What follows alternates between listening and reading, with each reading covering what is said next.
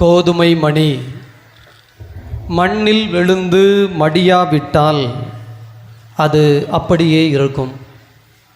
அந்த கோதுமை மணி மண்ணில் விழுந்து மடிந்தால்தான் அது மிகுந்த விளைச்சலை அளிக்கும். இயேசுவில் நல்லவர்களே, ஆண்டவருடைய அன்பு நிறைந்த குழந்தைகளை, நம் ஆண்டவர் இயேசு கிறிஸ்து நமக்காக பாடுகள் பட்டு திரு இரத்தம் சிந்தி உயிர்ப்பை தருவதற்காக இறப்பை தழுவிய இந்த வெள்ளிக்கிழமை மாலை பொழுதிலே நாம் ஏறக்குறைய 3 மணிக்கு ஆரம்பித்து இதோ 7 மணி 4 மணி நேரமாக இதோ நம்முடைய வீதிகளெல்லாம் வலம் வந்து நம்முடைய வீடுகள் இருக்கின்ற இடங்களிலே ஆண்டவர் இயேசு கிறிஸ்து எவ்வாறு இந்த கல்வாரி மலையை நோக்கி போகிற பொழுது எருசலேம் வீதிகளிலே சிலுவையை சுமந்தவராக, அவமான சின்னத்தை அடைந்தவராக, இழிவுபடுத்தப்பட்டவராக, அசிங்கப்படுத்தப்பட்டவராக, அவமானப்படுத்தப்பட்டு அடித்து நொறுக்கப்பட்டவராக எடுத்துக்கொண்டு போகப்பட்டாரோ அதை சும்மா அந்த கோயிலில் செய்திருக்கலாம் அல்லது இந்த ஆலய வளாகத்தில் செய்திருக்கலாம். ஆனால் நம்முடைய வீதிகளிலே செய்து நாம் உட்கார்ந்திருக்கிறோம். பிரியமானவர்களே, இந்த நாள் என்பது ரொம்ப அறிவுபூர்வமான ஒரு விஷயம் கிடையாது. ஆனால் ஆக்கப்பூர்வமான விஷயம். நம்முடைய உணர்வுகளை தட்டி எழுப்புகின்ற, நம்முடைய உணர்விற்குள், நம்முடைய மனதிற்குள் ஏதோ ஒரு காரியத்தை பெரிதாய் செய்கின்ற ஒரு நாள். எனவே எத்தனை நேரம் என்பதல்ல, ஆனால் நம்முடைய உள்ளம் கசிந்துருகி நிற்கிறதா, நம்முடைய மனம் இந்த நேரத்திலே இளகி நிற்கிறதா. கடந்த நாளிலே நம்முடைய யூடியூப் வழியாக நம்முடைய செய்தியை பார்த்துவிட்டு ஒரு டாக்டர் ஒருவர் மெட்ராஸிலிருந்து ஃபோன் செய்தார். ஃபாதர், பாவூர் சத்திரத்தில் நீங்கள் இந்த மாதிரி ஒரு செய்தி கொடுத்துருக்கிறீங்க, நான் யூடியூப்பில் பார்த்தேன், சிலுவையை பற்றி ரொம்ப அழகாக சொல்லியிருந்தீங்க, எனவே உங்களோடு பேசலாம் என்று நம்பர் வாங்கி நான் பேசுகிறேன் என்று சொன்னார். அவர் உடனே சொன்னார், ஃபாதர், நான் ஒரு இந்து சகோதரன், ஆனால் என்னுடைய சின்ன வயதை நினைத்து பார்க்கிறேன். அவருடைய பெயர் அகஸ்டின். சொல்லுகிறார், நான் 1 முதல் 8ஆம் வகுப்பு வரை இந்த அகரக்கட்டு பள்ளிக்கூடத்திலே படித்தேன். எனக்கு அகரக்கட்டுன்னு அவருக்கு தெரியாது. அவர் பேச ஆரம்பித்தார். சொல்லுகிறார், அகரக்கட்டு ஸ்கூலில் தான் ஃபாதர் நான் படித்தேன்.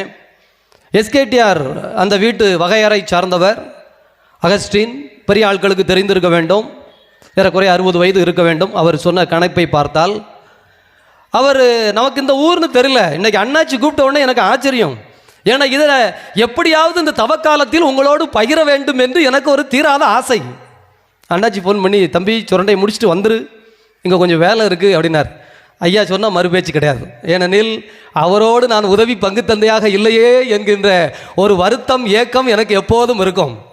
அதாவது ஒரு காரியத்தை ஆர்ப்பாட்டமாக ஆடம்பரமாக செய்கிறவர்கள் இந்த உலகத்தில் நிறைய பேரை நான் பார்த்திருக்கிறேன், பிரம்மாண்டமாக செய்ய வேண்டும் என்று. ஆனால் அர்த்தமில்லாத பிரமாண்டங்களை நிறைய இடத்தில் பார்த்திருக்கிறேன். ஒரு காரியத்தை நறுக்கென்று செய்ய வேண்டும், சரியாய் செய்ய வேண்டும், ஆனால் அதை பெரிதாய் செய்ய வேண்டும், அர்த்தத்தோடு செய்ய வேண்டும். அதுதான் முக்கியம். பிரியமானவர்களே, தந்தை அவர்கள் ஊறிப்போன ஒரு ஆன்மீகவாதி. அவருக்குள்ளே ஆண்டவருடைய வல்லமை நிறைந்திருக்கிறது. சுரண்டையில் 40 நாளும் இந்த தவக்காலத்தில் 11 மணிலிருந்து 12 மணி வரைக்கும் நற்கரணை எடுத்து வச்சு டெய்லி ஆராதனை 1 மணி நேரம். அதில் உட்கார்ந்த வண்ணம் அப்படியே ஒரு நாம ஜபம் செய்வதற்கு கற்றுக் கொடுத்தேன், ஒரு 3/4 மணி நேரம். அந்த நாம ஜபம் செய்கிற பொழுது, இதெல்லாம் நம்ம மேலே கோயிலில் படித்தது தான், சின்ன வயசில் உட்கார்ந்துருக்கிற பொழுது அங்கே அப்படியே மாலை பொழுதிலே சொல்லி கொண்டிருந்த ஒரு ஜபத்தை கற்றுக் கொடுக்கலாம் அப்படின்னு. கொஞ்சம் ஆட்களுக்கு ரொம்ப இன்ஸ்பயர் ஆகிடுச்சு. ஃபாதர் அப்படிலாம் கண்ணெலாம் கலங்கி தனியாகிடுச்சு ஃபாதர், ஒரு மாதிரி சிரிப்பாக இருந்தது ஃபாதர், 3/4 மணி நேரம் ஒரே விஷயமா சொல்கிறோமா ஃபாதர் அப்படின்னு. யூடியூப்பில் பார்த்துட்டு ஒரு 2 பேர் எனக்கு ரொம்ப நெருக்கப்பட்டவர்கள், நெருங்கினவங்க தானே கமெண்ட் அடிக்க முடியும், மற்றவங்கெல்லாம் அவங்க ஆட்டுக்கு வந்தமா பக்தியை வாழ்த்தமான்னு போயிடுவாங்க. ஃபோன் போட்டு, யூடியூப்பில் பார்த்தோம்டா, அது என்ன கொஞ்சம் நடிப்பு அதிகமாக இருக்குது, என்ன நடிப்பு அப்படின்னு அந்த முகத்தை பார்த்தா அது என்னமோ ஒரு இதில் அப்படியே உட்கார்ந்துருக்கிற மாதிரி, நீ ஆட்டில் சிரிச்சிட்டே உட்கார்ந்துருக்க, என்னதான் விவரம் அப்படின்னு நான் சொன்னேன். சரி நடிப்பாகவே இருக்கட்டுமே. 45 நிமிஷம் தொடர்ந்து ஒரு வார்த்தையை நான் சொல்லிக்கிட்டே இருந்தேன். என் முகம் சிரிச்சு பிரகாசமாக இருந்ததில்ல. நான் 45 நிமிஷம் சந்தோஷமாக இருந்தது உண்மையா பொய்யா? பண்ண ஆன்மீக நடிப்பாக இருந்துட்டு போட்டோம், நான் பண்ண செயல் உனக்கு சரி எப்படியோன்னு ஜாலியாக தெரிஞ்சுட்டு போட்டோம். ஆனால் பலன், பிரதிபலன், பிரியமானவர்களே, ஒரு 3 மணி நேரம் திருப்பலியில் உட்கார்ந்து இருக்கிறதுக்கு நமக்கு எவ்வளோ காணும் கஷ்டம். 3 மணி நேரம் ஒரு மனுஷன் நடவு நிற்கணும், பாட்டு பாடிக்கிட்டே இருக்கணும், கை தட்டிக்கிட்டே இருக்கணும். சட்டியில் இருந்தால்தான் அகப்பையில் வரும், சட்டியில் இல்லை என்றால் அகப்பையில் வராது. அவரோ பொங்கப்பானை போல பொங்கி நிற்கிறார். ஆகவே அது வாட்டுக்கு வருது, அது வாட்டுக்கு போகுது. பிறருக்கான ஆன்மீகம் அல்ல, தனக்கான, தன்னுடைய ஆன்மாவிற்கான ஆன்மீகம். எனவே பிரியமானவர்கள், இந்த தவக்காலத்திலே இந்த டாக்டர் அகஸ்டின் பேசியதை எப்படியாவது உங்களோடு பேசிவிட வேண்டும் என்று நினைத்தேன். அண்ணாச்சி காலையிலே ஃபோனை போட்டு இதெல்லாம் ஆகாது, நீ வந்து சேர்னாரு. நான் நினைத்து கொண்டேன், அண்ணாச்சி கூப்பிடல, ஆண்டவர் தான் நீ சொல்லணும்னு நினைச்சல, அந்த செய்தியை போய் சொல்லிட்டு வந்துரு என்பதற்காக. நமது பள்ளியிலே இப்போ கூட பில்டிங்லாம் மாறிடுச்சு. இப்போ நான் அவர் சொல்லும்போது எனக்கு ரொம்ப உற்சாகம். கடைசி வரைக்கும் நான் சொல்லவே இல்லை. ஏறக்குறைய ஒரு 1.5 மணி நேரம் அவர் பேசின பிறகு தான் நான் சொன்னேன், நானும் அகரக்கட்டு தாம்னு. அவருக்கு தூக்கி வாரி போட்டுடுச்சு. ஃபாதர் என்ன சொல்கிறீங்க, அந்த பள்ளிக்கூடத்தில் படித்து ஒரு பையன் ஃபாதராக வந்து இப்படி நிற்கிறீங்க, இவ்வளோ காணும் பேசியிருக்கிறீங்க அப்படின்னா ஐயோ அப்படின்னு திரும்ப 1.5 மணி நேரம் பேசியிருக்காரு. முதல் நாள் 3 மணி நேரம் நாங்கள் பேசியிருக்கிறோம். ஆண்டவருடைய அன்பு குழந்தைகளே, அப்போ அவர் சொல்ல வந்த செய்தி இதுதான். அதைத்தான் நான் உங்களோடு பகிர்ந்து கொள்ள வேண்டும் என்று ஆசைப்பட்டது அதுதான். பிரியமானவர்களை, அவர் சொல்லிக்கிட்டே வரும்போது சொன்னார், ஃபாதர் சலேத்து ஃபாதரை பற்றி ரொம்ப பேசினார். அந்த சலேத்து ஃபாதர் எப்படி பூசைக்கு நம்ம ஆட்கள் அந்த காலத்தில் அங்கங்கே வீட்டில் கிடப்பாங்க, போய் சண்டை போட்டு அடித்து விரட்டி இழுத்துட்டு வருவார். எல்லாம் கழுகடை பக்கத்தில் சாரை கடை பக்கத்தில் உட்காந்துருப்பான். அவர் சலேத்து ஃபாதர் போய் ஒரு விரட்டுவார்னு சலேத்து ஃபாதர் அது மாதிரி நிறைய புதுமைகள் செய்தார், உதவிகள் செய்தார், நிறைய பேரை படிக்க வைத்தார், எடுத்துக்கொண்டு போய் என்று சலேத்து ஃபாதரை பற்றி நிறைய சொல்லிக்கொண்டே வந்தார். இந்த ஊர் நன்றாக இருக்கிறது என்றால், இது இவ்வளவு சிறப்பாக இருக்கிறது என்றால், இதற்கு வித்திட்டவர், இதற்கு விதை முளைத்தவர், இந்த ஊரை உருவாக்கி விட வேண்டும் என்று, கல்வி கொடுத்து விட வேண்டும் என்று ரொம்ப தீவிரமாக இருந்தவர் என்று சின்ன பிள்ளைகளுக்கெல்லாம் தெரியாது, பெரிய ஆட்களுக்கு கண்டிப்பாக தெரியும். பாருங்க, சலேத் ஃபாதர் இன்னைக்கு இல்லை, இறந்து விட்டார். ஆனால் அவரை பற்றி பேசிய ஒரு நபர் தன் வாழ்வில் அனுபவித்து விட்டு அதுவும் சொல்லுகிறார், நான் ஒரு இந்து சகோதரனாக இருக்கிறேன், அதை பற்றி எனக்கு அக்கறை இல்லை. ஆனால் இந்த கோவில், இந்த பீடம், இந்த பள்ளிக்கூடம், அதில் குறிப்பாக தவக்காலத்தில் ஃபாதர் வெள்ளிக்கிழமை ஆயிடுச்சுன்னா 3 மணிக்கு ஸ்கூலில் எல்லாம் மொத்தமாக போய் இந்த மாதிரி சிலுவை பாதை செய்கிறதுக்கு உட்கார்ந்துருவோம் ஃபாதர். அப்போ இந்த உபதேசியார் எல்லாம் வந்து அப்படியே பாட்டு பாடுவாங்க. ஃபாதர் எனக்கு என்ன ஃபாதர் விவரம் தெரியும், நீங்கள் சொல்லுங்கள்.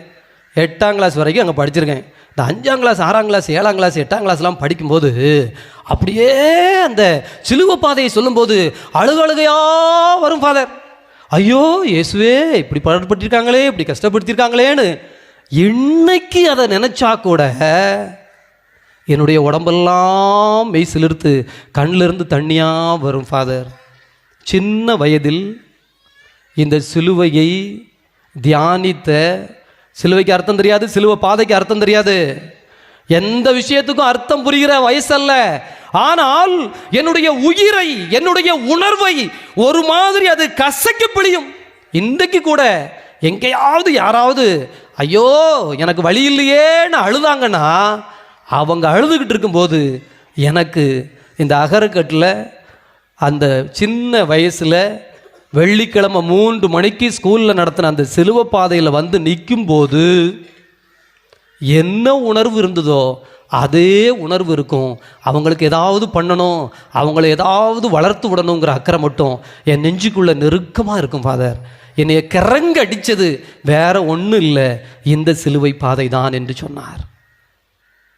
ஆண்டவருடைய அன்பு குழந்தைகளே, இதோ கோதுமை மணி மண்ணில் விழுந்து மடியாவிட்டால் அது அப்படியே இருக்கும், அது மடிந்தால் தான் மிகுந்த விளைச்சலை அளிக்கும்.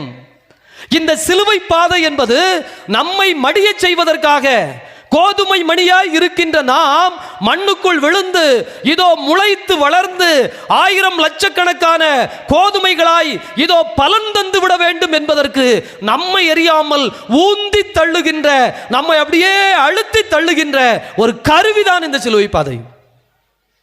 அதுவும் நம்ம தெருக்கள்ல நடத்துறோம் பார்த்தீங்களா, அதனுடைய புண்ணியம், அதனுடைய அருள், அதனுடைய ஆசீர்வாதம் என்னன்னா, இந்த தெருவில் தானே நம்ம அவமானப்பட்டு நின்றுப்போம், இந்த தெருவில் தானே நம்ம அசிங்கப்பட்டு நின்றுப்போம், அல்லது இந்த தெருவில் இருக்க மண்ணாளி தானே நீ விளங்காம போன்னு எவனாவது நம்ம மேல போட்டிருப்பான், அல்லது இந்த தெருவில் தானே யாருக்கோ பயந்து ஓடி ஒளிஞ்சிருப்போம், இந்த தெரு வழியாகத்தானே நாம் அழுது கொண்டு மனதிலே 1000 துக்கத்தை வைத்துக்கொண்டு யாரிடம் போய் சொல்வதென்று தெரியாமல் இந்த ரோட்டிலும் இந்த தெருவிலும் மருத்துவமனைக்கு போகிற பொழுது, கடனுக்காக போகிற பொழுது, வீட்டிலே ஒரு கவலை என்று யாரையாவது தேடி ஓடுகிற பொழுது இந்த தெருவிலையும் இந்த ரோட்லையும் தானே போயிருப்போம். யோசித்து பாருங்க, அந்த கண்ணீர், இந்த தெருவிலே நாம் பட்ட அத்தனை அவமானமும் இன்றைக்கு ஆண்டவருடைய பாதத்திலே காணிக்கையாக வைக்கப்படுகிறது. ஆமேன்.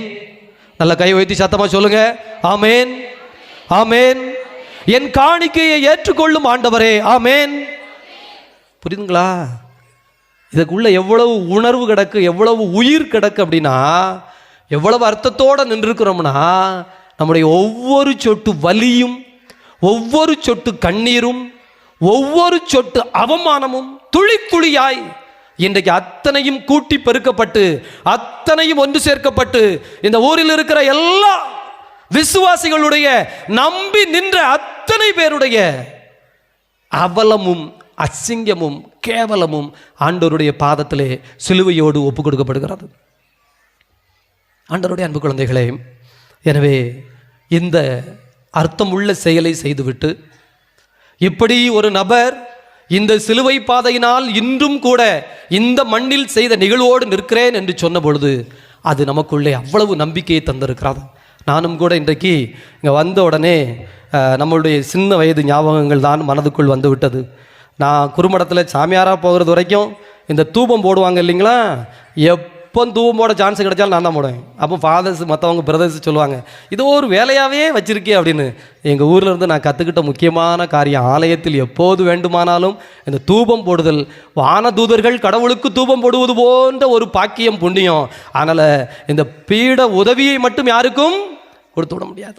இந்த மண், இந்த மக்கள், என்னோடு வாழ்ந்து கொண்டிருக்கின்ற நீங்கள் கொடுத்திருக்கிற இந்த விசுவாசத்தை, இந்த நம்பிக்கையை இந்த வெள்ளிக்கிழமை உங்கள் முன்னால் அறிக்கையிடுவதற்கான ஒரு வாய்ப்பாகத்தான் நான் இருக்கிறேன். ஆண்டவருடைய அன்பு குழந்தைகளை, எனவே கோதுமை மணி மண்ணில் விழுந்து மடியாவிட்டால் அது அப்படியே இருக்கும், மடிந்தால்தான் மிகுந்த பலனை தரும். அப்போ கோதுமை மணி மண்ணில் விழுந்து மடிதல் என்றால் என்ன? ஒரு சின்ன விவரம் சொல்றேன், மத்திரமா மண்டைக்குள்ள வாங்கி வச்சுக்கோங்க. நம்ம ஆட்கள் நெல் அடிச்சுட்டு வந்தாங்க, வயக்காட்டில் இருந்து நெல்லை கொண்டாந்து பரன் மேலே அடுக்கி வச்சுருந்தாங்க. அது வாட்டில் உட்கார்ந்துருந்தது. அப்பப்போ ஒவ்வொரு மூட்டை நெல்லாக எடுத்து கொண்டு வந்து அரைப்பாங்க. அரைச்சி அந்த நெல்லை எல்லாத்தையும் காலி பண்ணிட்டு சாப்பாடு செஞ்சு சாப்பிட்டுக்கிட்டே இருப்பாங்க. இப்போ ஒரு மூட்டையில் இருக்கிற நெல் சொல்லிக்கிட்டே இருந்தது, இங்கே பாரு, நாம் இப்படிலாம் போய் செத்துறக்கூடாது, நாம் இப்படிலாம் போய் அரவு மிஷினில் விழுந்துடக்கூடாது, காப்பாற்றிக்க காப்பாற்றிக்க காப்பாற்றிக்க அப்படின்னு பேசிக்கிட்டே இருந்தது.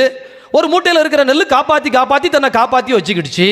இப்படி காப்பாற்றி வச்சிருக்கிற நேரத்தில் ஒரு நாள் அந்த விவசாயி அந்த நெல் மூட்டையை எடுத்து சொன்னார், இன்னைக்கு நம்ம விதை நெல்லாக போட போகிறோம் அப்படின்னு. உடனே அந்த மூட்டைக்குள்ள இருந்த நெல்லுலாம் சொல்லிச்சு, ஐயையோ விதை நெல்லா, இதுக்கு பேசாம ரைஸ் மில்லுக்கே போயிருக்கலாம், ஒரு நாள் பாடு செத்தோட முடிஞ்சுது. அவிப்பான், அவிச்சு ரைஸ் மில்ல கொண்டு போய் அரைப்பான், அரைச்சு கொண்டு வருவான், கொண்டு வந்து பொங்கி சாப்பிட்டுருவான், அதோட பிரச்சனை முடிஞ்சிச்சு, நம்ம வாழ்க்கை நிம்மதியாவது போயிடும். ஆனா இந்த விதை நல்லா போடணும்னா என்ன தெரியுமா செய்வாங்க? சின்ன பிள்ளைகளுக்கு தெரியறதுக்கு வாய்ப்பு இல்லை, பெரிய ஆட்களுக்கு கண்டிப்பா தெரிஞ்சிருக்கும். ஒரு நல்ல பானையில நெல்லை உள்ள போட்டு தண்ணியை ஊற்றி மேலே சாக்கு வச்சு கெட்டிடுவான், மூச்சு போவாது, காத்து போவாது. பிறகு இந்த தண்ணியை தூர எடுத்துட்டு திரும்ப தண்ணியை ஊற்றி திரும்பவும் கெட்டி வச்சிருவான், மூச்சு முட்டும். அது தெரிஞ்சதுனால தான் அந்த நெல் சொல்லிச்சு, ஐயோ தப்பிக்க வழி இருக்கா பாரு அப்படின்னு. அப்போ பார்த்து ஒரு காற்று அடிச்சுது. உடனே ஒரு 5 நெல் கப்புடு பறந்து போய் பக்கத்தில் இருந்த பரனில் உட்கார்ந்துக்கிடுது. நாங்கள் தப்பிச்சோம். இப்போ மற்ற நெல்லெல்லாம் அந்த விவசாயி என்ன செஞ்சார்? எடுத்து அள்ளி போட்டு தண்ணியை ஊற்றி இருக்க கெட்டி வச்சு நாம் என்ன பாடுபடுத்த முடியுமோ அத்தனை பாடுபடுத்திட்டார். பிறகு விதை நெல் கொண்டு போய் போட்டாச்சு, நாற்று நடுறதுக்காக கொண்டு போய் போட்டாச்சு. இப்போ இது போகும்போது நாற்று நட கொண்டு போய் போடும்போது இதை கொண்டு போய் போட்டு அது அங்கே கடந்து ஐயோ கொண்டாந்து போட்டானா, இதுதான் நடக்கும் தெரியுமே, புழுதியில் போட்டான், தண்ணியில் போட்டான், சகதியில் போட்டான்னு ஒரே புலம்பல். இந்த வீட்டில் இருந்த 5 நெல்லும் சொல்லிச்சு, நல்ல வேலை தப்பிச்சோம்டா சாமி, இந்த கொடுமைலாம் நம்ம அனுபவிக்கல அப்படின்னு. அதற்கு அடுத்து இந்த விவசாயி இன்னொரு மூட்டை நெல்லை எடுக்கிறதுக்காக போகும்போது அவனுடைய துண்டில் இந்த 5 நெல் ஒட்டிக்கிடுது. இது டிராவல் பண்ணி வயக்காட்டுக்கு வந்து சேர்ந்தது. வந்து அவன் துண்டை உதறினா அது வாட்டுக்கு கரையில் படுத்திருந்தது. சொல்லிச்சு, மாட்டினியா, நான் சொன்னமெல்லாம் தப்பிச்சுக்கணும். டியூஷன் வைப்பாங்க, ஸ்கூலுக்கு போகாதன்னு சொன்னா காலையிலே எந்திரி படின்னு சொல்லுவாங்க, அந்த வேலையை பாரு இந்த வேலையை பாரும்பாங்க. இதெல்லாம் நமக்கு தேவையா? எந்த வேலையும் இல்லாமல் சொகுசாக இருந்தோமா, சந்தோஷமாக வாழ்ந்தோமா, டிவியை பார்த்தோமா, செல்ஃபோனை எடுத்தோமா, நம்ம வாட்டில் நோண்டினமான்னு உட்கார்றதை விட்டு இப்படி போய் சகதிக்குள்ளே கிடக்கணுமா, இப்படி போய் வேலை பார்த்துக்கிட்டு கிடக்கணுமா அப்படின்னு சொல்லி கேலி பண்ணிச்சு. சாமி, நெல்லை சொல்லிக்கிட்டு இருந்தவங்க திடீர்னு பிள்ளைகளை பற்றி வீட்டு கதையை பற்றி பேசிட்டீங்களா அப்படின்னா ரெண்டையும் மிக்ஸ் பண்ணி கேட்க தெரிஞ்சவங்க கேட்டுக்கோங்க, தெரியாதவங்களுக்கு இதெல்லாம் நீங்கள் அழிச்சிருங்க. கடைசியில் சொன்ன 4-5 வசனத்தையும் இந்த சின்ன பிள்ளைங்க என்ன செஞ்சிருங்க, அழிச்சிருங்க. ரைட் தானா? ஆண்டவருடைய அன்பு குழந்தைகளே, இப்போ நல்லா யோசிச்சு பாருங்க. இந்த நெல்லெல்லாம் புலம்பிச்சு, ஆனால் சொல்லிச்சு, பரவாயில்ல நாங்கள் முளைச்சிட்டோம்ல, இந்தான்னு அப்படியே முளைச்சு நின்றுது. இப்போ இதுக்கு கதை பேசிக்கிட்டே இருக்கும்போது அந்த பக்கமாக வந்து ஒரு காக்கா உட்கார்ந்தது. காக்கா என்ன பண்ணும்? முளைச்ச நெல்லை சாப்பிடுமா, முளைக்காத நெல்லை சாப்பிடுமா? முளைக்காத நெல்லை லபக்குன்னு கொத்திச்சு, விழுக்குன்னு விழுங்கிடுது. இது ஐயோ அப்படின்னு சொல்லிச்சு. சாந்திரம் போல கக்காவா இந்த காக்கா அந்த 5 நெல்லையும் அப்படின்னு போட்டுட்டு அது வாட்டுக்கு போயிடுது. 5 நெல்லும் ஒரு நாள் தப்பிச்சோம்னு சொல்லிச்சு. வாழ்க்கைங்கிற காக்கா பிடிச்சி சவக்குன்னு சவச்சு கடைசியில் என்னவா போட்டு போயிடுது? ஒன்றுக்கும் இல்லாமல் போட்டுட்டு போயிடுச்சு. ஆண்டவருடைய அன்பு குழந்தைகளே, கோதுமை மணி மண்ணில் விழுந்து மடியாவிட்டால் அது மைதா மாவாகிவிடும். கடைசியில் புரோட்டாவோ சப்பத்தியோ சாப்பிட்டு விட்டு மறுநாள் காலையில் கழிவறைக்கு போய்விடும். ஆனால் அதே கோதுமை மணி மண்ணில் விழுந்து மடிவதற்கு தயாராக இருந்தால், அதே கோதுமை மணி மண்ணில் விழுந்து மடிவதற்கு தயாராக இருந்தால் அது தன்னை போல 1000 கோதுமை மணிகளை உற்பத்தி பண்ண முடியும். அதற்காக அது வளரும், பசுமையாய் நிற்கும், எத்தனையோ சூழல்களை தாங்கும், எதிர்த்து நிற்கும், போராடும். ஆனால் பலன் தந்து விட்டுத்தான் மடியும், பலன் தராமல் மடியாது. பலன் தர வேண்டும் என்றால் விவிலியம் சொல்லுகிற ஒரே ஒரு வழி, இடுக்கமான வழியை தேர்ந்தெடுங்கள். இடுக்கமான வாயில் வழியே நுழையுங்கள். அகன்ற வழி, அகன்ற வாசல் அழிவுக்கு போகும், இடுக்கமான வாயிலோ வாழ்வுக்கு செல்லும். இடுக்கமான வாயில்னா என்ன? இடுக்கமான வாயில்னா என்ன என்று நமக்கு தெரிந்து கொள்ள வேண்டும், கச்சையும் தெரிந்திருக்க வேண்டும்.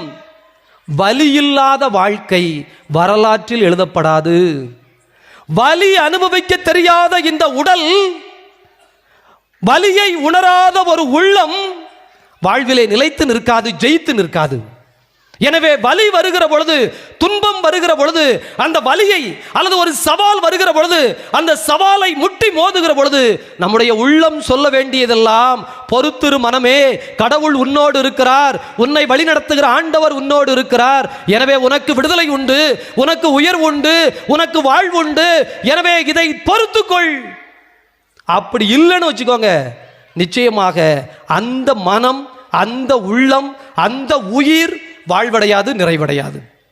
எனவே கோதுமை மணி மண்ணில் விழுதல் என்று சொன்னால், இடுக்கமான வாயில் என்று சொன்னால், வலி தாங்குகின்ற உள்ளம், வலி தாங்குகின்ற உடல், வாழ்க்கையிலே இக்கட்டான சூழல் வருகிற பொழுது, வாழ்க்கையிலே இதோ நொடிந்து போகின்ற ஏமாற்றப்படுகின்ற சூழல் வருகிற பொழுது, சிலுவை பாதையில் நடந்த யூதாசு காட்டி கொடுத்ததை போல இருக்கட்டும், பேதுரு மறுதலித்ததை போல இருக்கட்டும், உடன் இருப்பவர்கள் ஓடி போனதை போல இருக்கட்டும், எல்லாம் தாண்டி ஒரு துன்பத்தை, துயரத்தை என்ன செய்வதென்று தெரியாமல் விழிவிதுங்கி நிற்கிற பொழுது, அன்பு குழந்தைகளே, ஒன்றே ஒன்றை உணர்ந்து கொள்ளுங்கள். ஆண்டவர் உங்களை உயர்த்துவதற்கு வழிகாட்டி விட்டார். ஆண்டவர் உங்களை பெரிய சாதனை செய்வதற்கு, பெரிய ஆசீர்வாதத்தில் வாழ்வதற்கு உங்களை தயாரித்து விட்டார். ஆமென், ஆமென். ஆண்டவர் என்னை தயாரித்து இருக்கிறார். ஆமென். துன்பமும் துயரமும் வலியும் வேதனையும் வருகிற பொழுது ஆண்டவர் என்னை தேர்ந்தெடுத்து இதோ தயாரிக்க தொடங்கிவிட்டார். ஆமென், ஆமென்.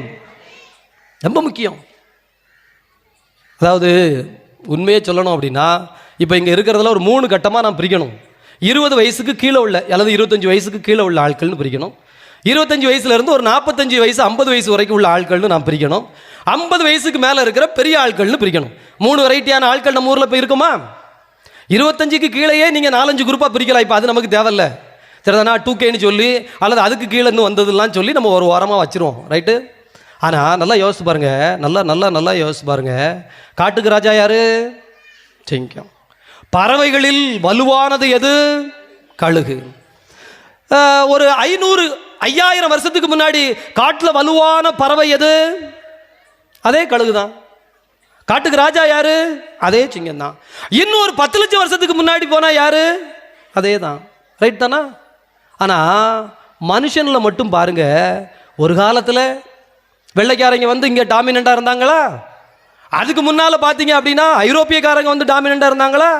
அதுக்கு முன்னால் பார்த்தீங்கன்னா இங்கேயே பல்லவர்கள் வந்தாங்க, அவங்க வந்தான், இவன் வந்தான். ஒரு காலத்தில் பார்த்தீங்கன்னா ராஜராஜ சோழன், தமிழர்கள், ஒவ்வொருத்தரும் ஒவ்வொரு காலகட்டத்தில் ஒவ்வொரு இனமும் அல்லது ஒவ்வொரு நாட்டில் உள்ளவர்களும் அல்லது ஒவ்வொரு ஊரில் உள்ளவர்களும் ஒவ்வொரு காலகட்டத்தில் விறுவிறுன்னு வளர்ந்தாங்க.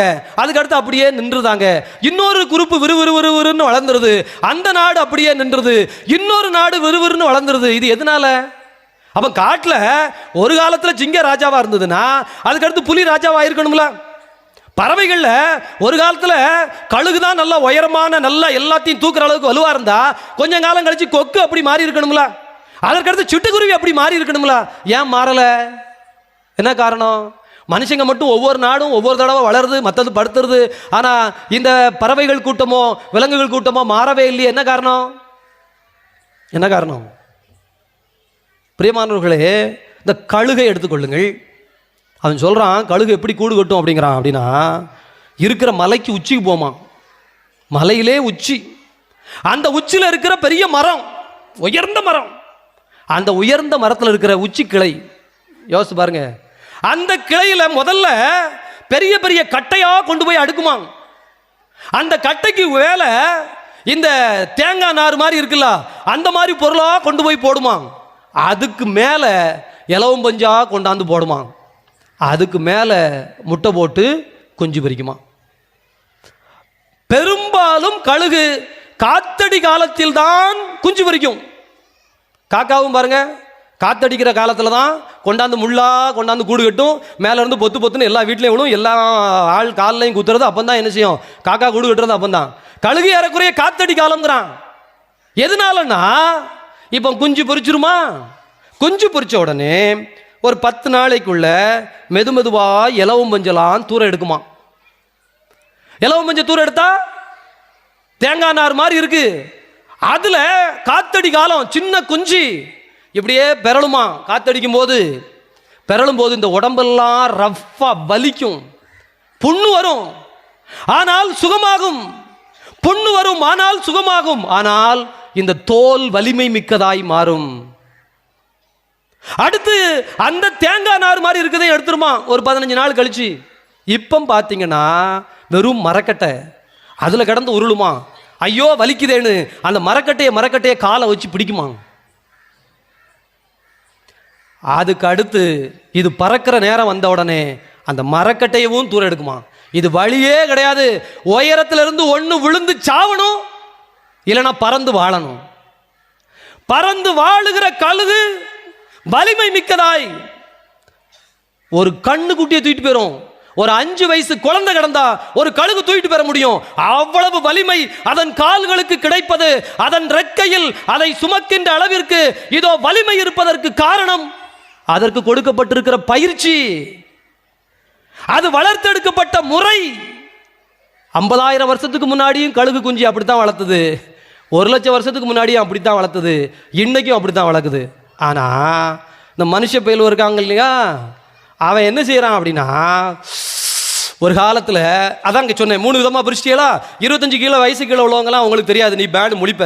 உங்கள் அப்பாட்ட அல்லது அம்மாட்ட போய் கேட்டு பாருண்ணே, வயக்காட்டில் போய் தண்ணி பாய்ச்சிக்கிட்டே பாடம் படித்த ஆளுக்கு எத்தனை பேர் இருக்காங்கன்னு சொல்லு. இப்போ கை தூக்கி சொன்னால் எல்லாம் கை தூக்கிறோம். காட்டில் போய் வேலை பார்த்துக்கிட்டே புத்தகத்தை கொண்டு போய் காலையில் காட்டு வேலையும் பார்த்துட்டு அப்படியே படிச்சுட்டு வந்து 10ஆம் கிளாஸ் பரீட்சை எழுதின எத்தனை பேர் இருக்காங்கன்னு கேளு, எல்லாம் கையை தூக்கிறோம். எத்தனை வயசுக்கு மேலே உள்ளது? 25-30 வயசுக்கு மேலே உள்ளது எல்லாம் கையை தூக்கிறோம். ரைட்டா? 10ஆம் கிளாஸ் பரீட்சை எனக்கு நல்லா நினைவு இருக்குது. ஆய்க்குடி காலையில் காலை கரண்டு, அதனால் ரைஸ் மில்லுக்கு அரிசியை கொண்டு போய் காலையில் குத்திட்டு சைக்கிளோட நிப்பாட்டிட்டு பரீட்சை எழுதிட்டு கணக்கு பரீட்சை எழுதி முடிச்சுட்டு என்ன செஞ்சுருக்கேன், வீட்டுக்கு மத்தியானம் போல் அரிசியை கொண்டாந்து சேர்த்துருக்கோம். இப்போ உங்கள் பிள்ளைகளுக்கு பரீட்சை வருது, வீட்டில் ஏதாவது பரீட்சை நேரத்தில் விடுங்க, நல்ல வேலை. இப்போ நேற்று தான் ராஜகோபால பெரியில் கேட்டேன், மற்ற ஊராக இருந்தால் கூட சொல்ல முடியாது. நேற்று ராஜகோபால பெரியில் கேட்டேன். என்ன தெரியுமா கேட்டேன்? ஒரு கேள்வி பேசிக்கிட்டே இருக்கும்போது, ஏன்னா அங்கே முதல் முறையாக பாதம் கழுவுதல் சடங்கெல்லாம் ஆரம்பித்தோம். அப்போ முதல் முறையாக இருக்கே அப்படின்னு சொல்லிட்டு, இலே வீட்டில் சாப்பிட்ட பிறகு யாரெல்லாம் அவரவர் பாத்திரத்தை அவரவர் கழுவா, நீ சாப்பிட்ட பாத்திரத்தை நீ கழுவ, கை தூக்கலை அப்படின்னு சொன்னால் மொத்தமே 3 பேர் தான் தூக்குனாங்க. ஷபா, அத்தனை பிள்ளைங்க உட்கார்ந்துருக்கு, சின்ன பிள்ளைங்க எல்லாம் உட்கார்ந்துருக்கு, பெயலும் உட்கார்ந்துருக்கான். எல்லாம் சாப்பிட்டுட்டு பாத்திரத்தை யாரு கழுவான்னு சொல்லலன்னா ஒன்றும் கை தூக்கல, 3 பேர் தவிர. இங்கேயும் கேட்கணுமா வேண்டாமா? கேட்டுட்டு நான் வேற ஹார்ட் அட்டாக்ல உட்கார்ந்துடக்கூடாது. யோசித்து பாருங்களேன், காலம் எப்படி? காட்டில் போய் காட்டு வேலையை பார்த்துட்டு வயல்ல போய் தண்ணியை பாய்ச்சிட்டு அங்கனே உட்கார்ந்து படிச்சுட்டு இந்த குளத்துக்குள்ள முள்ளுக்காடு கிடக்கலாம், அதுல 4 பேர் 5 பேரா போய் உட்கார்ந்து மரத்துக்கு கீழே உட்கார்ந்து படிச்சுட்டு வந்து பரிச்சை எழுதின காலம் போய் ஐயா ராசா ஐயா ராசான்னு பின்னாடியே நீங்க அவனை அத்தனை டியூஷனுக்கு அனுப்பி அத்தனை தடவை கொஞ்சி குலாவி அவனுக்கு என்னென்ன உண்டோ எல்லாம் வாங்கி கொடுத்து பக்குவம் பார்த்து கால் தூக்கிட்ட முதற்கொண்டு நீங்க தூக்கி வச்சு பரிச்சை எழுத போறது அவனா நீங்களாங்கிற அளவுக்கு சந்தேகமா இருக்கிற இப்படிப்பட்ட பிள்ளைய தான் நாங்கள் உட்கார்ந்துருக்கு 25 கீழே. பிறகு உங்களை மாதிரியே மனதைரியமா, உங்களை மாதிரியே வீரமா ஒரு சவாலை சந்திக்கிற மாதிரி இவன் எப்படி வளருவான், இவா எப்படி வளருவா? நீ வேற விதை, இது வேற விதை. நீ வேற விதம், இது வேற விதம். நீ கழுகு போல வாழ்ந்தாய், கழுகு போல வளர்ந்தாய், கழுகு போல வளர்க்கப்பட்டாய், சவால்களை சந்தித்தே வளர்ந்தாய், சவால்களை சந்தித்தே வளர்ந்தாய். அப்பா அம்மா காட்டுக்கு போயிட்டாங்கன்னா யார் தான் சமைக்கணும்? அப்படிதானே? பீடி சுத்தினவா எத்தனை பேர்? காட்டு வேலைக்கு போயிட்டு வந்தவன் எத்தனை பேர் இருந்தா? 30 வயசுக்கு மேல கை தூக்குச்சுன்னா எல்லாம் தூக்கும். இந்த பிள்ளைகளுக்கு எதுக்காவது வேலைக்கு போக தெரியுமா? முதுகு வளையுமா? 5 விளையாதது 50. சின்ன பிள்ளையில இருந்தே பொத்தி பொத்தி பொத்தி பொத்தி வச்சுட்டு பிறகு சமக்க மட்டும் சமந்துட வேண்டியது. பிறகு சமக்க முடியலன்னு பெரிய ஆளுங்க ஃபாதர் ஃபாதர் ஃபாதர்னு விக்குதே திக்குதே அப்படின்னா அத்தனை வயசு பிறகு ஒன்னால எப்படி சமக்க முடியும்? சமக்க முடியாத அளவுக்கு அது சுமையா மாறும்னு நமக்கு தெரிய வேண்டாமா? ஒரு கழுகுக்கு தெரிந்தது, ஒரு சிங்கத்திற்கு தெரிந்தது, மனுஷனுக்கு நமக்கு தெரியல. ஆண்டவரின் விவிலியம் அதைத்தான் சொல்லுகிறது, இந்த சிலுவை பாதை அதைத்தான் சொல்லுகிறது, இந்த வெள்ளிக்கிழமை அதைத்தான் சொல்லுகிறது. சவால்களை சந்திக்க இந்த தலைமுறைக்கு கற்றுக் கொடுங்கள். சவால் இல்லாமல் உங்கள் குழந்தையை வாழ்விலே வளர்த்தீர்கள் என்றால் அது சறுக்கித்தான் விழுமே தவிர சாதனையாளனாக வளராது. உங்களுக்கும் கூட சவாலை சந்திக்கிற பொழுது என்ன புத்தி வரணும் அப்படின்னா, இது எனக்கு ஒரு வாய்ப்பு, இந்த சவாலை முட்டுவதால், இந்த சவாலை சந்திப்பதால், இந்த பிரச்சனையை சந்திப்பதால், இந்த அவமானத்தை நான் போய் சந்திப்பதால் நான் உயர்வேன், ஆண்டவர் என்னை உயர்த்துவார். இந்த சிலுவை பாதையில் நான் தியானித்தேனே இயேசுவை. இன்னைக்கு தற்கொலைகள் நிறைய. முந்தானத்து கூட ஒரு ஊர்ல இருந்து ஃபோன் பண்ணி கேட்குறாங்க, ஃபாதர் இந்த மாதிரி கொஞ்சம் கவுன்சிலிங் கொடுக்கறதுக்கு ஒரு குரூப்போட வாங்க ஃபாதர். என்ன அப்படின்னா, எதுக்கு எடுத்தாலும் எல்லாம் தற்கொலை நோக்கி நகர்வதற்கு உடனே முயற்சி செய்கிறார்கள்.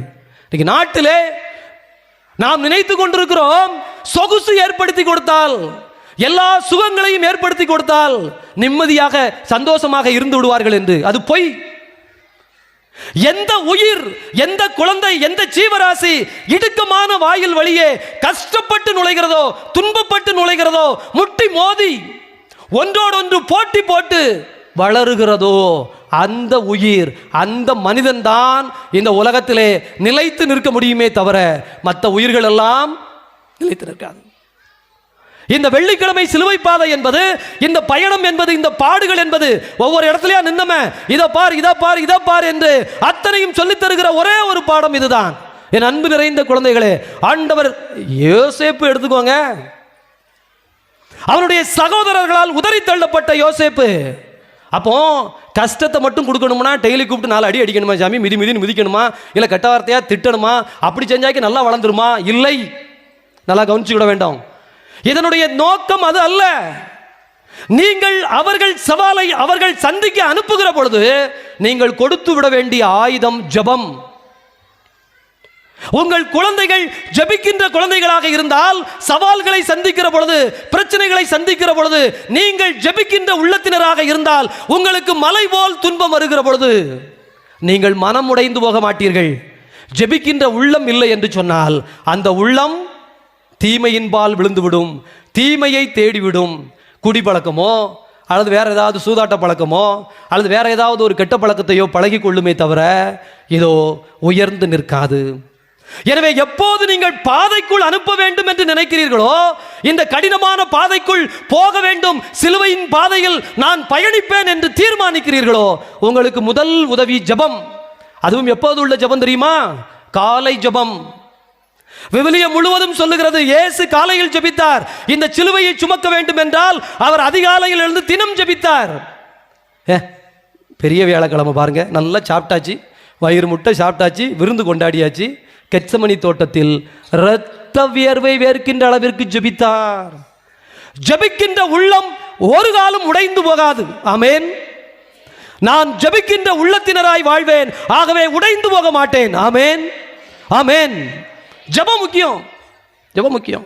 இப்போ நம்ம ஊரில் பார்த்தீங்கன்னா காலையில் நான் இருக்கும்போது அதுதான் 5 மணிக்கு பாட்டை போட்டாங்க அப்படின்னா, பாட்டு போட்ட உடனே நற்செய்தி வாசிக்கிறதுக்கு விறுவிறுன்னு ஓடியாருவோம். காலைல 5 மணிக்கு பாட்டு போட்ட உடனே நற்செய்தி வாசிக்கப்படும். காலை திருப்பலி இருக்கிறதா இல்லையோ, அப்போது வாரத்திற்கு ஒரு திருப்பலி. ஆனால் காலைதோறும் மாலையிலே இந்த ஜெபமாலை ஜெபிப்பதற்கு எத்தனை பிள்ளைங்களுக்கு ஜெபமாலை கற்றுக் கொடுத்துருக்கிறீங்க? எந்த நேரமாக இருந்தாலும் டெய்லி ஒரு ஜெபமாலை சொல்லியே தீரணும். கோயிலில் மாலை ஜெபமாலை நடக்கு, ஓடு, ஜெபமாலை முடிச்சிட்டு வா, மற்ற வேலையை பார்ப்போம்னு எத்தனை பிள்ளைகளுக்கு நீங்க ஜெபிக்க தனிப்பட்ட ஜெபத்தை கற்றுக் கொடுக்குறீங்கன்னு சொல்லுங்க. விவிலியம் வாசித்து ஜெபிக்க நமது பிள்ளைகளை ஊக்கப்படுத்துகிறோமா? நீங்க தான் சொல்லணும். இதெல்லாம் கொடுக்காமல் நீங்கள் என்ன கொடுத்தாலும் இந்த சிலுவையின் பாதையில் அவைகள் சென்று கொள்ளாது. நம்ம எல்லாருக்குமே ஒரு தப்பான புத்தியை கொடுத்துட்டாங்க. நம்ம ஊரை சொல்லலை, பொதுவாக நான் கவுன்சிலிங்க்கு உலகமெல்லாம் போகிறதுனால பிள்ளைங்களுக்கு வசதி செஞ்சு கொடுத்தா போதும், பணம் செஞ்சு கொடுத்தா போதும், வீடு வாசல் சேர்த்து வச்சா போதும், ஒரே மாதத்தில் குடிச்சு அடிச்சிருவான். எவ்வளவு வீடு வாசல் வச்சுருந்தாலும், எவ்வளவு சொத்து சுகம் வச்சுருந்தாலும் கொஞ்ச நாளையில் பொசுக்குன்னு போயிடும். அது நிற்காது. நீங்கள் கொடுக்குற சொத்து அது நிரந்தரம் கிடையாது. பிரியமானவர்களே, எதுதான் நிரந்தரம்? நீங்கள் உள்ளத்தில் கொடுக்கிற இறை பக்தி, இறை நம்பிக்கை. அன்னை மரியாள் இயேசுவுக்கு கொடுத்தா பாருங்க, சிலுவையில் தொங்குகிற பொழுதும் அஞ்சா நெஞ்சத்தோடு இயேசு நின்றார் பாருங்க. அந்த பக்தியை உள்ள ஊட்டணும், அந்த விசுவாசத்தை கொடுக்கணும். அகஸ்டின் எனக்கு அவர் டாக்டர் சொன்னது அதுதான். நான் இன்னைக்கு போய் கண்டிப்பாக யூடியூப் அனுப்பிடுவேன். சார் இன்னைக்கு ஃபுல்லாக உங்கள் புராணம் தான் பாடியிருக்கேன் பாருங்க சார். எனக்கு என்ன, நம்ம ஊர் இன்னைக்கு வளர்ந்து மெட்ராஸில் போய் அவர் உட்கார்ந்துட்டு நான் ஊர்க்காரன்னு தெரிஞ்சு சொன்னா கூட சும்மா ஒரு பெருமைக்கு சொன்னார்னு சொல்லியிருக்கலாம். அவருடைய உள்ளத்தில் அப்போ ஏண்டே சொல்றாருன்னா எத்தனை கோடி வேத்த சொல்லியிருப்பாரு. ஒரு டாக்டராக இருந்து இந்த ஊர் தான், இந்த விதை தான், இந்த மண்ணு தான், இந்த அகரக்கட்டு பள்ளிக்கூடம் தான், இந்த அகரக்கட்டு ஓட்டு கோவில் தான் என்னை எவ்வளவு தூக்கி விட்டது, இப்படி வச்சது. ஏ அப்பா, என்ன பெருமை! நல்ல வேளை எனக்கு காதுக்கு வந்ததுனால இன்னைக்கு இந்த 1000 வேத்தையும் சொல்ல முடிஞ்சது. காதுக்கு வராமன்னு எத்தனை இடத்துல எத்தனை பேர் சொல்லிட்டு இருக்கிறாங்களோ. ஆண்டவருடைய அன்பு நிறைந்த குழந்தைகளே, அவர் சொல்லுவது அதுதான். அந்த ஜெபம் தான் என்னை இன்னைக்கும் கூட உறுதியாக வச்சிருக்கு. நிறைய துன்பம் வரும், துயரம் வரும், ஆனால் இந்த ஜெபம், இந்த இறை வார்த்தை இந்த வாழ்விலே நிலைத்து நிற்கிறது. எனவே அன்பு குழந்தைகளே, நீங்கள் ஜெபத்தை கொடுக்க வேண்டும். ஜெபத்தோடு இறை வார்த்தையை கண்டிப்பாய் கண்டிப்பாய் கண்டிப்பாய் கொடுக்க வேண்டும். இந்த சொத்து தான் இந்த கோதுமை மணி மண்ணில் விழுந்து மடிகிற பொழுது உயர்ந்து தெளிந்து நிற்கும். பவுலடிகளார் சொல்லுகிறார், 2 கொரிந்தியர் புத்தகம், வீட்டில் போய் இதை மனப்பாடமாக வாசித்து பிள்ளைகளுக்கு சொல்லிடணும். 2 கொரிந்தியர் 4வது அதிகாரத்திலே 6, 7, 8 வசனங்கள். பிரியமானவர்களே, இயேசுவும் சொல்லுகிறார், என்னை பின்பற்ற விரும்புகிறவன் தன் சிலுவையை சுமந்து கொண்டு பின்பற்றி வா.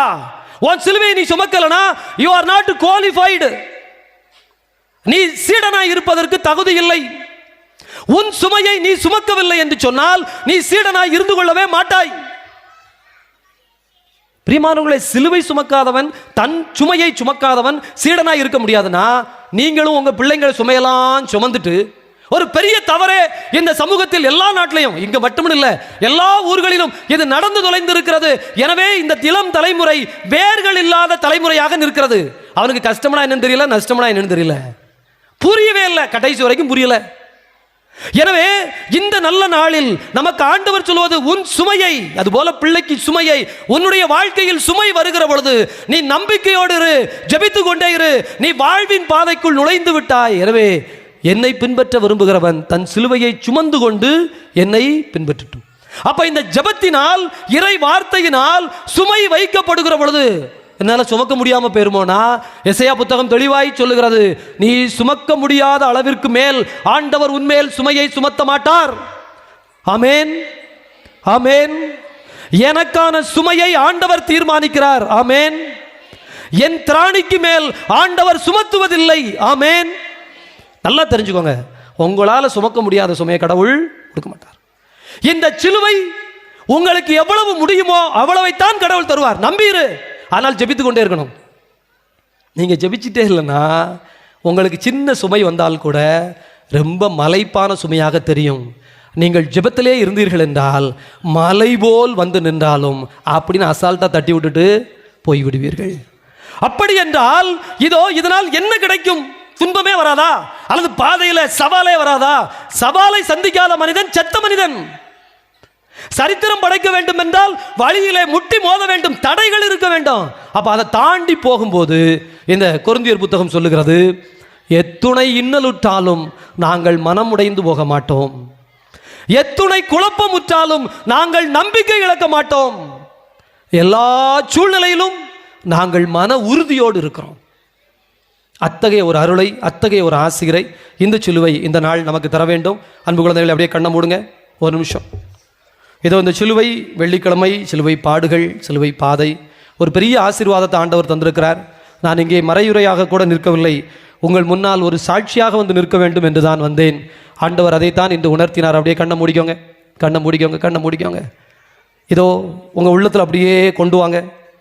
எதெல்லாம் உங்களுக்கு இன்னைக்கு பிரச்சனை, எதெல்லாம் உங்கள் பிள்ளையா, புருஷனா, பொண்டாட்டியா, அல்லது உங்கள் சகோதர சகோதரிகளா, அல்லது உங்களுக்கு இருக்கிற கடன் பிரச்சனையா, அல்லது உங்களுக்கு இருக்கிற ஏதோ ஒரு வகையான ஏமாற்றமா, அல்லது தொழில் சார்ந்தா, அல்லது எது சார்ந்து, அதை மட்டும் அப்படியே மனசில் கொண்டு வாங்க. அதை மட்டும் அப்படியே மனசில் கொண்டு வாங்க. அதை மட்டும் அப்படியே மனசில் கொண்டு வாங்க. தயவுசெய்து ஆண்டவர் ஒரு பெரிய அதிசயம் செய்யணும். அவர் நமக்காக சிலுவை சுமந்திருக்காரு, நமக்கு விடுதலை தரணும். ஒரு பெரிய காரியத்தை இன்னைக்கு நமக்கு உணர்த்தி இருக்கிறாரு. ஏதோ கோதுமை மணி போல நான் எழும்பணும், ஏதோ சாதாரண மணி போல நான் செத்து போகக்கூடாது, நான் வீழ்ந்து விடக்கூடாது, நான் எழும்பணும், நான் எழும்பணும், நான் எழும்பணும். அப்படியே கண்ணை முடிக்கோங்க, அப்படியே கண்ணை மூடுங்க, கண்ணை மூடுங்க, கண்ணை மூடுங்க, அப்படியே கண்ணை மூடுங்க, அப்படியே கண்ணை மூடுங்க, அப்படியே கண்ணை மூடுங்க. தயவுசெய்து அப்படியே ஆண்டவர்கிட்ட ஒப்பு கொடுங்க, இதயத்தை திறந்து வைங்க. என் தகப்பனே, என் தெய்வமே, ஜெபத்தால் எல்லாம் கூடும் என்று கற்றுத்தந்தவரே, ஜெபிக்கின்ற உள்ளம், இறை வார்த்தையை வாசிக்கின்ற உள்ளம், இறை வார்த்தையை வாசித்து வாசித்து ஜெபிக்கின்ற உள்ளம், இதோ தீ நடுவே நடந்து போனால் கூட, இதோ இந்த தானியேலுடைய நண்பர்கள் தூக்கி நெருப்பிலே போடப்பட்ட பொழுது அந்த நெருப்பிலே 4 பேர் நடமாடியது போல ஆண்டவர் என்னோடு வருவார். இந்த நெருப்பின் பள்ளத்தை, இன்றைக்கு இந்த தெருக்களை நான் தாண்டி வந்தது போல என் வாழ்விலே என்றைக்கு என்ன அவமானம் வந்து நின்றாலும், எந்த அசிங்கம் வந்து நின்றாலும், எந்த கடுமை வந்து நின்றாலும் நான் கவலையே படாமல், கண்ணீர் சிந்தாமல் இதோ என்னால் எழுந்து நிற்க முடியும், உயர்ந்து போக முடியும். ஆண்டவரே, எனக்கு வலிமை தந்திருக்கிறவரே, கழுகுகளின் சிறகில் தன்னுடைய குஞ்சியை சுமந்து கொண்டு போவது போல என்னை சுமந்து கொண்டு போவேன் என்று வாக்கு தந்தவரே, என்னுடைய திறமைக்கு மேலாக, என்னுடைய பலத்திற்கு மேலாக என்னுடைய தோளில் சுமையை சுமத்த வைப்பதில்லை என்று ஆசீர்வாதமான வாக்கு தந்திருப்பவரே, இந்த நாளில் எத்துணை வல்லமை! இந்த ஊர் அப்படிப்பட்ட ஊராக இருக்கிறது, இந்த மண் அப்படிப்பட்ட மண்ணாக இருக்கிறது. இங்கிருந்து எங்கெல்லாம் போய் யாரெல்லாம் புகழ் பரப்புகிறார்கள். ஆசீர்வாதத்தின் தகப்பனே, இந்த மண்ணிலே வாழுகிற நான், இந்த இடத்திலே இந்த அந்தோனியாரின் ஆசீர்வாதத்தை, இந்த மார்கரெட் அன்னையினுடைய ஆசீர்வாதத்தை பெற்று வாழ்ந்து கொண்டிருக்கிற நான், செல்லும் இடமெல்லாம் புனிதர்கள் என்னை சூழ்ந்து நின்று காப்பார்கள் என்று சொன்னீரே. இந்த புனிதர்கள் இதோ அந்தோனியாரும் இந்த மார்கரெட் அன்னையும் எங்களுக்காக இந்த ஊரிலே செய்கிற அதிசயங்களிலும் அற்புதங்களிலும் ஆண்டவரே, நானும் என் குடும்பமும் நனைய வேண்டும் ஐயா, நானும் என் குடும்பமும் இறங்கி நிற்க வேண்டும் ஐயா. வழிநடத்தும் தகப்பனே, வழிநடத்தும் தகப்பனே, ஆசீர்வதியும் தகப்பனே, என் தெய்வமே, என் தெய்வமே, என் ராஜா இயேசு கிறிஸ்துவே. அப்படியே ஒப்புக்கொடுங்க. எனக்காக சிலுவை சுமந்தவரே, எனக்காக சிலுவை சுமந்து இதோ தலையிலே முள்முடி சுமந்து தோளிலும் கைகளிலும் ஆணிகளால் துளைக்கப்பட்ட பொழுது, ரத்தம் பீரிட்ட பொழுதும் கூட சிலுவையிலே இதோ எனக்காக கடைசி நிமிடம் வரை மூச்சு சுளிக்காமல், அன்பு குறையாமல், ஆசீர்வாதத்தின் தகப்பனே, எனக்காக நற்கருணையை கொடுத்தவரே, திருப்பலியை கொடுத்தவரே, ஜெபமாலையை கொடுத்தவரே, ஜெபிக்க கற்றுக் கொடுத்தவரே, என் அன்பு தகப்பனே, இறை வார்த்தை வாசித்து புரிந்து கொள்ளுகிற அறிவில்லை என்றால் கூட நீ ஜெபமாலையை எடு, திருப்பலிக்கு வா, இதோ ஜெபி, உட்கார்ந்து இயேசுவே இயேசுவே இயேசுவே என்று கூப்பிடு, நான் உன்னை தேடி வருவேன், உன்னை மீட்பேன், உன் வீட்டிலே ஆசீரை தருவேன் என்று சொன்னீரே. வல்ல தகப்பனே, வல்ல தகப்பனே, அப்படியே ஜெபிங்க. ஆண்டவரே, நீங்க ஜெபிங்க தயவு செய்து. எனக்காக என் குடும்பத்தை ஒப்புக் கொடுக்கிறேன் தகப்பனே. நல்ல கல்வியை தாரும், இந்த இடத்திலே படித்து எத்துணை ஞானத்தோடு இதோ சவால்களை சந்தித்து எத்துணை திறமையோடு எத்தனையோ பேர் உலகத்திலே உயர்ந்து நிற்கிறார்களே தகப்பனே, நான் இன்னும் குறுகி கிடக்கிறேன். என் எல்லையை உடைக்க, என் வட்டத்தை உடைக்க இந்த இடத்திலே ஒரு ஆழமான நம்பிக்கையை தாரும், ஆழமான விசுவாசத்தை தாரும். என் குடும்பத்திலே எத்தனையோ சோதனைகள், சந்தேகங்கள், இதோ பொறாமை, என்னோடு உள்ளவர்கள் என்னை பார்த்து பொறாமைப்படுகிறார்கள், என் வளர்ச்சியை பார்த்து என்னை கெடுப்பதற்கு யூதாசை போல எத்தனையோ பேர் சூழ்ச்சி செய்கிறார்கள். ஆனாலும் தகப்பனே, நீர் உயிர்த்தீரே, எனக்கு அந்த உயிர்ப்பை என் குடும்பத்திலே தாரும் ஐயா. சுமக்க முடியாத சுமை என்று கடனை நினைக்கிறேன். ஊனமுற்ற பிள்ளை, குடிகார கணவன், இதோ வீட்டிலே ஊதாரி பிள்ளை, இதோ நானே சோர்ந்து போய் கிடக்கிறேன். ஆசீர்வாதத்தின் தகப்பனே, உம்முடைய வல்லமையை, உம்முடைய ஆசீரை இந்த நேரத்தில் எனக்கு நிறைவாக தாரா. நான் எழும்ப வேண்டும், எழும்ப வேண்டும், எழும்ப வேண்டும், கழுகு போல் உயர வேண்டும், நான் மீண்டும் ரெக்கை விரிக்க வேண்டும், வானத்தில் பறக்க வேண்டும். ஆண்டவரே, உம்முடைய ஆசீர்வாதத்தை நான் கொண்டு செல்ல வேண்டும், உமக்கு சாட்சியாய் நிற்க வேண்டும். ஆண்டவரே, ரெண்டே காரியம் ஐயா, ரெண்டே காரியம் ஐயா. ஒன்று ஜெபம், ஒன்று ஜெபம். இதோ உணர்வு பூர்வமாக உருகி உருகி ஒவ்வொரு நாளும் ஜெபிப்பேன். ஆசீர்வாதத்தின் தகப்பனே, என் ஜெபம் கேளும், என்னுடைய குரலுக்கு செவி கொடும், காதுகள் திறந்து ஆண்டவரே நான் கதறும் இந்த கதறலை கேளும். என் குடும்பத்திலே ஜெபம் உண்டு, குடும்ப ஜெபம் உண்டு, தனியாய் ஜெபிப்பேன். திருப்பலி ஒவ்வொரு நாளும் வருவேன், ஒவ்வொரு நாளும் வருவேன். தகப்பனே, தகப்பனே, என் தெய்வமே, அதுபோல இந்த இறை வார்த்தையை நம்பிக்கொண்டே இருப்பேன். குறுகலான வாசல் வழியே போ, யோசேப்பை பார், யாக்கோபை பார், துன்பப்பட்டவனை பார், தாவீதை பார், விவிலிய கதாபாத்திரம் யோபுவை பார். ஆண்டவர் 7 மடங்கு கொடுத்த ஆசீர் எனக்கு வரும் என்று விவிலியம் இறை வார்த்தை. இந்த மனித கதைகள், இந்த யூடியூப் கதைகள், இந்த செல்போன் கதைகள், இந்த வாட்ஸ்அப் கதைகள் எதுவுமே இனி எனக்கு தேவையில்லை. இந்த நாடகங்கள் எனக்கு சொல்லி தந்ததெல்லாம் போதும். தகப்பனே, உம்முடைய வார்த்தை, உம்முடைய வார்த்தை, உம்முடைய இறை வார்த்தை ஒவ்வொரு நாளும் ஒவ்வொன்றாக எனக்குள்ளே தங்க, எனக்குள்ளே தங்க. நல்ல கல்வி, நல்ல ஞானம், நல்ல உடலுடைய சுகம், குடும்பத்திலே சமாதானம், பக்கத்து வீடுகளோடு அருமையாய் வாழ்வதற்கான ஆற்றல், வழி நடத்தும் தகப்பனை, வழி நடத்தும் தகப்பனே, ஆசீர்வதியும் தகப்பனே, உம்முடைய அன்பினால், உம்முடைய பேரன்பினால், உம்முடைய பேராற்றலினால் என்னை வழி நடத்தும். ஆண்டவரே, தகப்பனே, எல்லோரும் ஜெபிக்கிறோம். எங்கள் பங்கு தந்தையை ஆசீர்வதியும். அவர்கள் இந்த ஆண்டு முழுவதும் எடுத்திருக்கிற முயற்சிகளிலே நீர்தாமே நிறைய குடும்பங்களை வாழ்வித்திருக்கிறேன். நாங்கள் கண்கூடாக பார்க்கிறோம். அவருடைய ஜபத்திலே ஜபித்து ஜபித்து இதோ உயர்ந்த குடும்பங்கள் எத்தனையோ.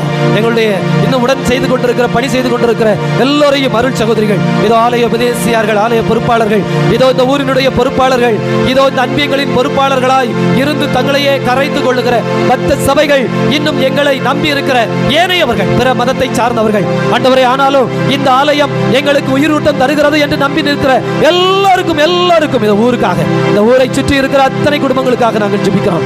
ஆசீர்வாதத்தின் தகப்பனே, வல்லமை மிக்கவரே, இதோ இந்த அற்புத சுரங்கம் சுரண்டையிலே இவ்வளவு அருகிலே இந்த நாட்களில் என்னை பணியாற்றுவதற்கும், அதனால் பிறந்த மண்ணிலே வந்து ஒரு வெள்ளிக்கிழமை இதோ இந்த நாளிலே எல்லோரோடும் இணைந்து நானும் சிறுபிள்ளை போல ஒரு பீட சிறுவன் போல நின்று என்னுடைய ஆன்மாவை, என்னுடைய அந்த பழைய நினைவுகளை மேலோக்கி எழுப்பி நானும் இப்படித்தானே பீட சிறுவனாய் நின்றேன், சிலுவை பிடித்துக் கொண்டே போனேனே, தூபம் மாட்டிக்கொண்டே போனேனே. ஆண்டவரே, உமக்காக செய்த ஊழியத்திற்காக இதோ இவ்வளவு நேரம் பேசுவதற்கோ, இந்த இறை வார்த்தையை எடுத்து சொல்வதற்கோ இந்த இடத்திலே ஒரு பெரும் கருவியாய் என்னை மாற்றி வைத்திருக்கிறீரே. பல தகப்பனே, நன்மையின் கடவுளே, எத்தனையோ அதிசயம் செய்கிறவரே, எல்லா வீட்டிலும் எங்கள் ஊரில் இருக்கிற எல்லா குடும்பங்களிலும் இதோ பெரும் பெரும் அதிசயங்கள் நடக்க வேண்டும். எல்லா மக்களும் உமக்காக வந்து சாட்சி சொல்ல வேண்டும். இதோ இந்த நாட்கள் எழுப்புதலின் நாட்களாக இருக்கிறது, பெருமையான எழுப்புதலின் நாட்களாக இருக்கிறது. நானும் உயர்ந்து விட வேண்டும், நானும் வாழ்ந்து விட வேண்டும். மன நிம்மதியோடு இந்த உலகத்தில் வாழ்கிற எல்லா நாளிலும் ஆசீர்வாதத்தோடு நின்று விட வேண்டும். என் தகப்பனே, எல்லார் மீதும் ஆவியை பொழியோ, எல்லார் மீதும் வல்லமையை பொழியோ, எல்லார் மீதும் ஆவியை பொழியோ.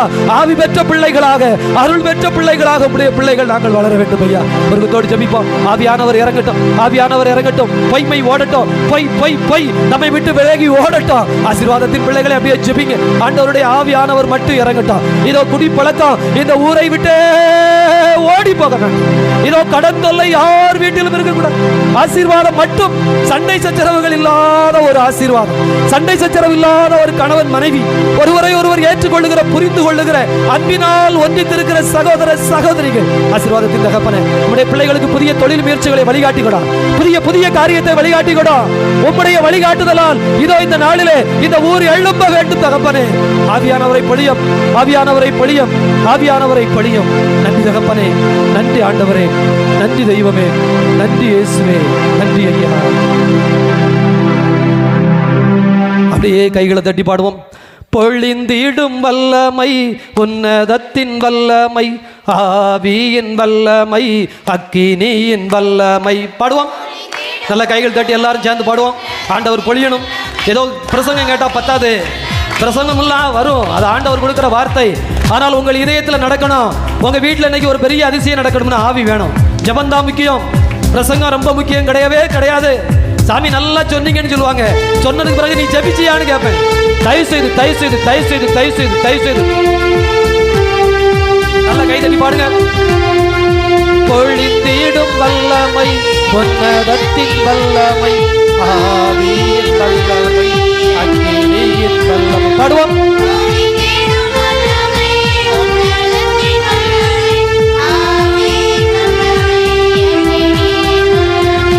பொழிந்திடும் வல்லமை, உன்னதத்தின் வல்லமை, ஆவியின் வல்லமை, அக்கினியின் வல்லமை. பாடுவோம்.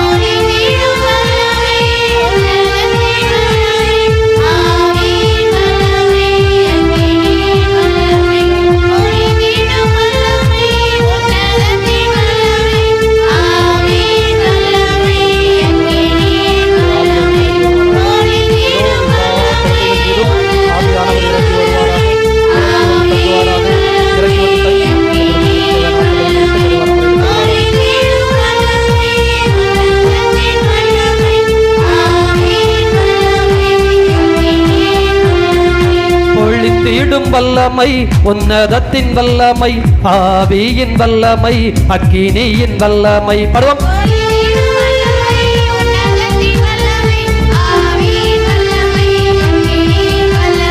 பொழிந்திடும் வல்லமை, உன்னதத்தின் வல்லமை, ஆவியின் வல்லமை, அக்கினியின் வல்லமை. பொழிந்திடும் வல்லமை, உன்னதத்தின் வல்லமை, ஆவியின் வல்லமை, அக்கினியின் வல்லமை. பொழிந்திடும் வல்லமை, உன்னதத்தின் வல்லமை, ஆவியின் வல்லமை, அக்கினியின் வல்லமை. பொழிந்திடும் வல்லமை, உன்னதத்தின் வல்லமை, ஆவியின் வல்லமை, அக்கினியின் வல்லமை. பொழிந்திடும் வல்லமை, உன்னதத்தின் வல்லமை, ஆவியின் வல்லமை, அக்கினி